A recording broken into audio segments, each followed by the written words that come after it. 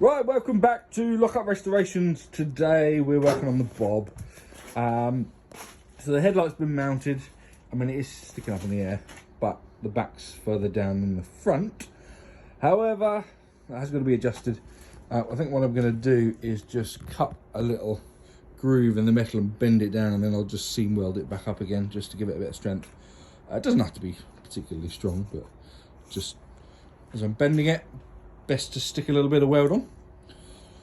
So this one was in a smash, in case I haven't mentioned it before. As you can tell by the little crease we've got here, I have had this straightened, right, but it didn't, because this one was so far back here. I mean, the wheel was hitting the engine.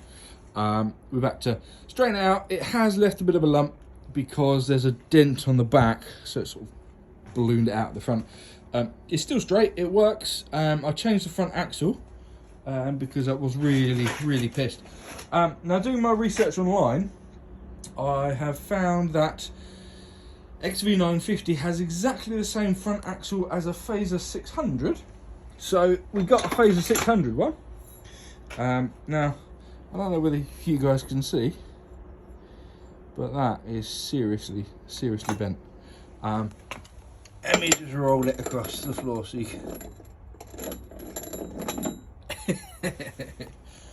But the wheel's straight, the forks are now straight.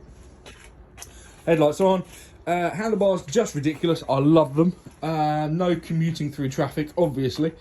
I need to adjust the brake lines, i.e. extend them. Speeder can stay, it's not that bad. There's wires, I'm just going to cable time there. Because in my world, done is better than perfect. I mean, there's quite a way to go till done with this, to be totally honest. I'm converting it to chain drive. There's the new sprocket, there's the old belt drive.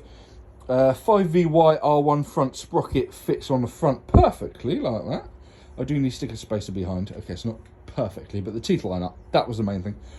I've got someone who's making a cheese wedge fuel tank for me.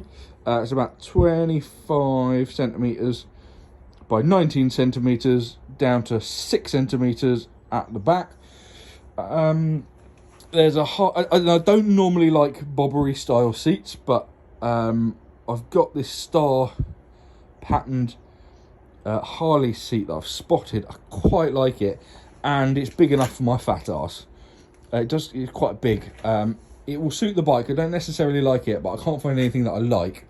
So suiting the bike is better. Is well, it's best I can come up with at the moment. As I mentioned in one of the earlier videos, that's a Phaser. I think it's actually an MT09 rear shock. So the MT07, MT09. So yeah, today what we're going to do, I'm going to make a video, stand here and work out what to do next. Because I can't really do much. The engineers aren't open because it's locked down, so I can't do the back bit. I can measure up that's what I'm going to do. I'm going to measure up the brake lines, see how long they need to be, and order those.